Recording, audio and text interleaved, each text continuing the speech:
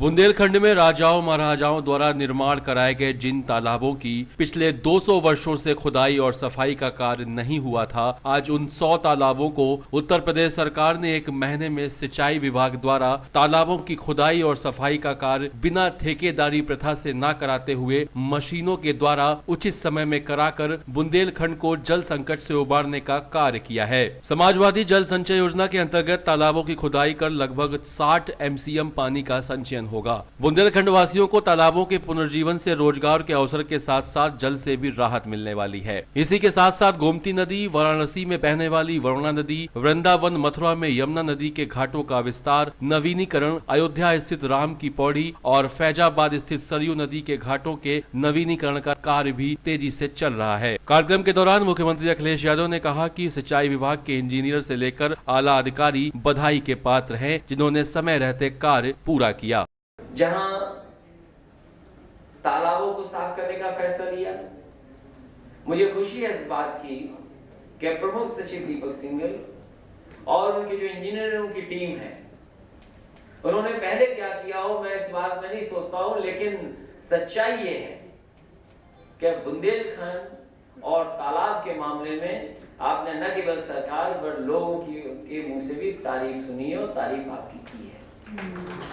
इंजीनियरों को इसलिए धन्यवाद क्योंकि वो जमीन पे काम कर रहे थे, उन्हें तमाम परेशानियों को, तमाम झंझट जो होते हैं उनका सामना करना पड़ता है, और उन तमाम परेशानियों को दूर करते हुए आपने समय पर उन तालाबों को खोदने का काम किया। जो लाभ, जो प्रचार हमें तमाम बड़े कामों से नहीं मिला, लेकिन आपने तालाब खोद करके सरकार की छवि को बेहतर किया है और लोगों के अंदर भरोसा बढ़ा है कि ऐसे भी काम हो सकते हैं और इतने समय पर भी काम किए जा सकते हैं। वहीं नदियां साफ हों, लोगों ने नारा दे दिया था कि निर्मल धारा हो, गंगा की अविरल धारा हो।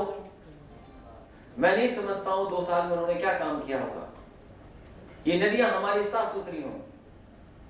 हम जिस समय पे आज नदियों को देख रहे हैं, हमें ये विरासत में मिली है। इसमें जो सफाई होनी चाहिए, या गंदगी न जाए, इंडस्ट्रियल पॉल्यूशन न जाए, डोमेस्टिक वेस्ट न जाए और आसपास की कोई गंदगी न जाए। ये हमारी और आपकी जिम्मेदारी बनती है कि आने वाली पीढ़ी को विरासत में हम क्या देकर के जाएं।